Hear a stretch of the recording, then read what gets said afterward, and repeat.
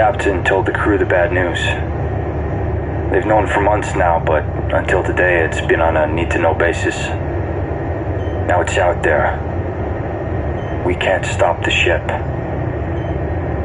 I remember telling the captain about the fault, a manufacturing issue that no one else had detected. I felt responsible. After all, I'm the ship's engineer. Like my father and his father before him. All he said was, "We'll fix it." Now months on, we're nearing our destination and no closer to finding a solution. But in lieu of a fix, I believe I have an alternative.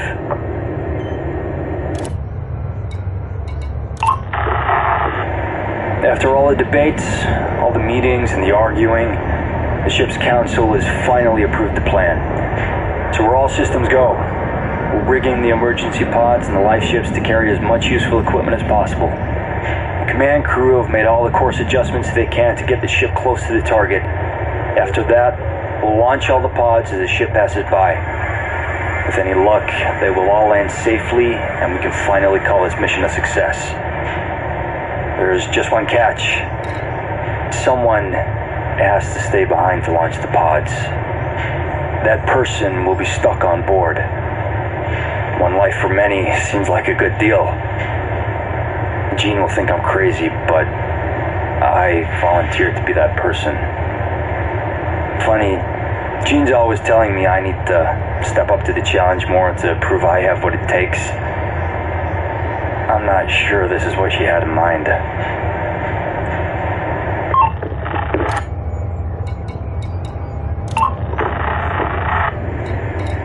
After weeks of preparation and drills, we're finally getting close. Only a few more days to launch. All adjustments have been made and our trajectory is looking good. I've been getting the engineers to double and triple check everything. I want this to go as smoothly as possible. We've had our teething problems, which I guess were to be expected. After all, this ship wasn't meant to do this without stopping. I'm getting nervous. If this fails... There's another thing. Jean's pregnant. She doesn't know that I know. I found the test in the bathroom. With all that's happening, I guess she doesn't know how to tell me. Maybe she's afraid that it'll affect my judgment. She might have been right about that. I was gonna tell her tonight that I'm the one, but I'm not sure if I can anymore. She'll want to stop me, or worse, she'll want to stay behind as well. I can't let that happen.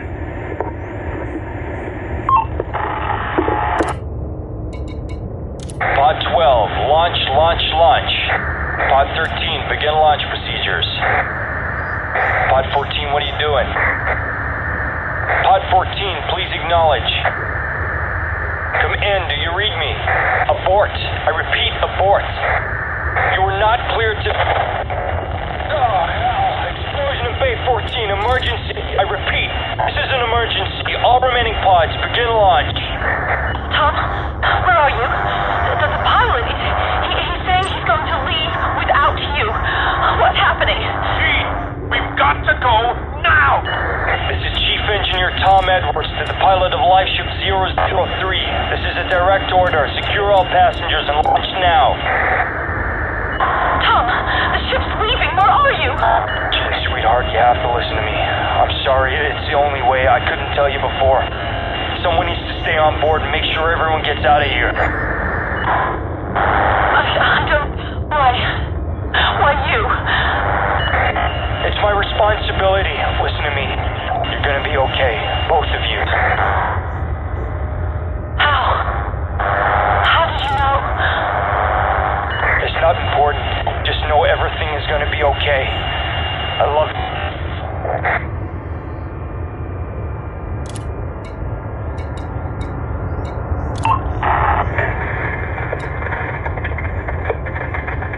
We're out of communication range now. I've been sitting here for hours, listening to the crackle of the dead signal. thought I was ready for this. Thought I had made peace with it.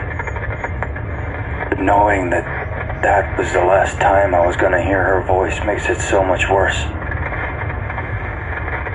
The captain said they're gonna name the first settlement after me. Nice gesture, I guess. But I really didn't do it for them. I did it for her. And the life she's carrying. This was the right thing to do. There's no telling when or if this ship will ever stop. We had our shot, and we took it. I'd gladly do it again. My kid's not gonna grow up in some tin can floating aimlessly in space. They're gonna grow up with dirt between their toes and a sky above their head.